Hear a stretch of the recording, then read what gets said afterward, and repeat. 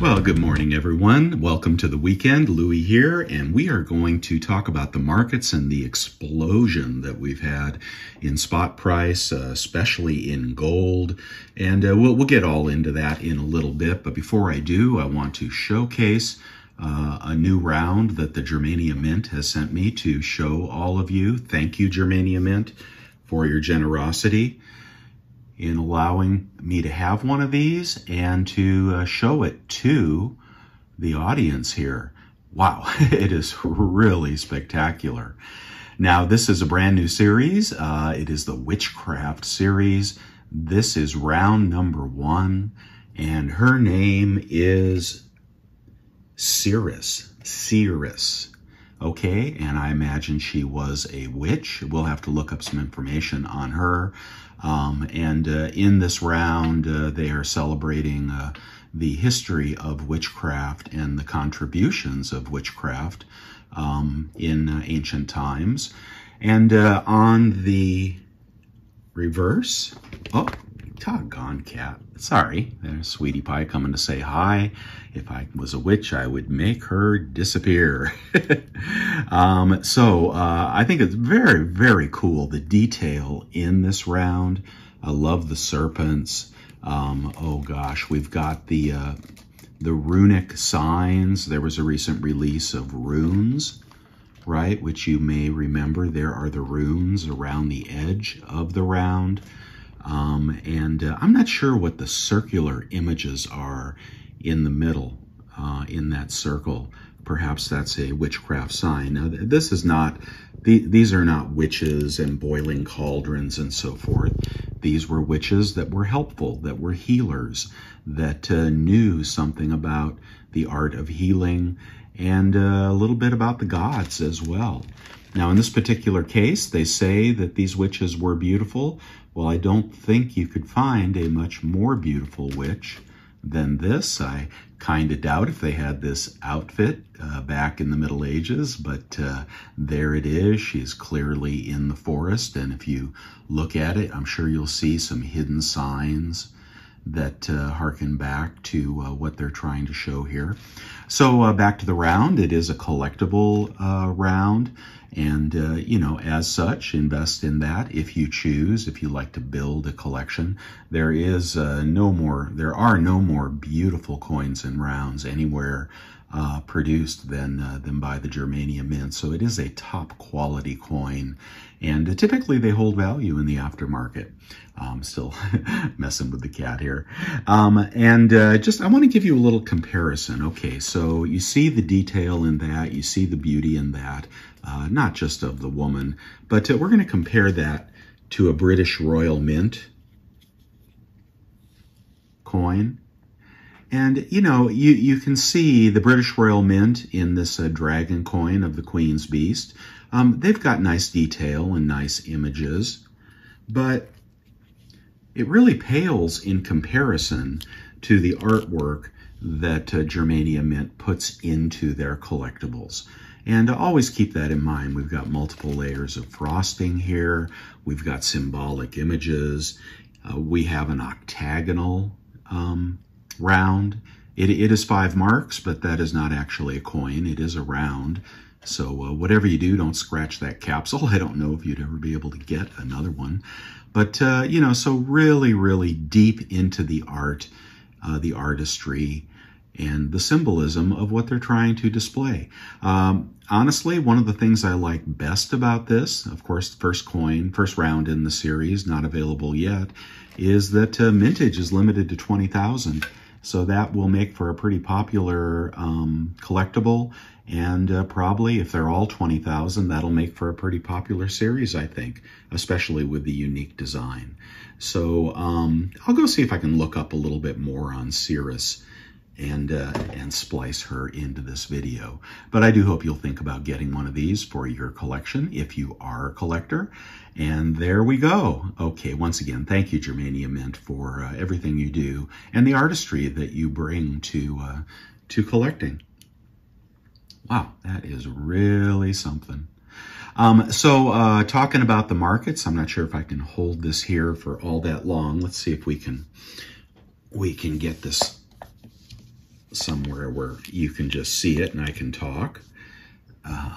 Get down there. This is a Cyber Curtain Twitcher coin verifier, and do get you one. If you don't, he still sells them. He still makes them in beautiful woods and still sells them, and makes it classy to check your bullion. So talking about the markets, well, I think what's happening here is the collapse of the 10-year yield down to 4.2% at this point, and you know, the dampening of the dollar, still over 100, but in the 102s, has put a tailwind on gold. Of course, the ceasefire in Israel ended, and bombings recommenced, which means that the war is not over. Are wars ever over? I mean, it seems like wars end with a whimper, not a bang these days, and it takes a long time until the world whimpers and kind of gives up on it. But that war is still going forward. We have, as I said, the 10-year yield collapsing, which makes gold look more attractive to investors. We've got the hedge fund community and you know, big buyers stepping into gold. I think they are assuming that, you know, we could possibly break out here to all-time highs, and that could happen. All right, that absolutely could happen. I don't think it's going to happen now. I mean, I've said this on my Best Silver Gold Deals video. I think we're topping here. We've hit my price target, which was 2050, which I set a month or two ago. We've hit my silver target of 2550. You know, I think gold could break out here, but it's been fairly parabolic, and I think we're going to get a pullback. I think that because I think the 10-year will bottom here around 4.2. I think next week we could get some economic data that is a little bit more on the bullish side. That certainly will not forecast a reduction in inflation or a terrible decrease in jobs. I think that is still ahead of us, maybe a month away, maybe a quarter away. But the wheels are still on the bus, as the stock market seems to be telling you, and they are, you know, they're not giving up the ghost yet. And I don't think next week will be the week that gold breaks out. Now, what's happening with silver? Well, you know, that GSR has been keeping silver trailing gold, okay? And again, I think the economy, the economic indicators are coming up weak. You know, there's no reason for the industrial side of silver to rally in a declining economy. But the monetary side is super strong and super powerful.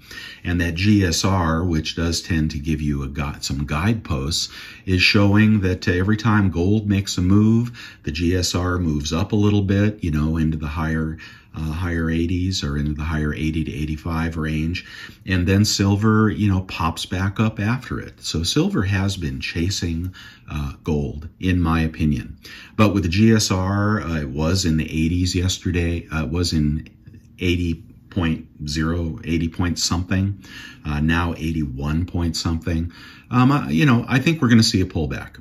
You can also see in the premiums that gold is enjoying a better premium, if you will, a little more FOMO in the gold market, which is what most individuals want, not silver stackers, but you know, most individuals when they're diversifying their wealth and protecting their wealth from inflation and a declining dollar.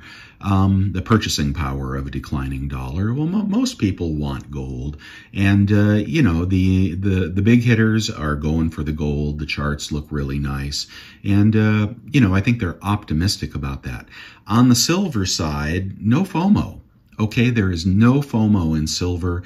You can still get, with spot at 25.5, you can still buy silver in the low 26s. Okay, check my website if you want proof of that. So now sovereign bullion, like the Eagles, the Maples, Britannias, that'll be a little bit more. But the 10-ounce bars, the 1-ounce rounds can be had for very, very close to spot. And that tells me that the demand is not there at this point for silver. The FOMO is not there for silver. Honestly, I thought it would be. I mean, I thought when we hit 2050 gold and 25.5 silver, I thought some of the FOMO would return and the premiums would increase. But what I'm seeing is a glut of generic silver on the market. Buyback prices are $1 to $2 under spot, and there's just plenty to be had. Silver Eagles are going for a hair under 30, the best deal that I can find. And you can find Maples, I believe, in the 27s, maybe low 28s. Sovereign doing, better buyback prices on Sovereign, at JM Bullion, for example, are better. There's a premium. Buyback prices on sovereign gold is better than generic gold, but that's almost always the case. So I think this vertical move here, I think we're going to stall out, and I think we're going to retrace. And I think, the FOMO has not come back because Joe America is poor. Joe America is tapped out on his credit cards. His wages have not kept up with inflation, and all the bills are due. The bills from last Christmas are still on the credit card, and this Christmas is piling up. And Black Friday, everybody did a bunch of spending on their credit cards. Credit cards are maxed out, and defaults are rising. And as you know, the cost of everything is going up. It's not going down. Even at a 3% inflation mark, that doesn't mean that Big Mac will ever go back to $2.99. It just means that it'll stay where it is and rise more slowly.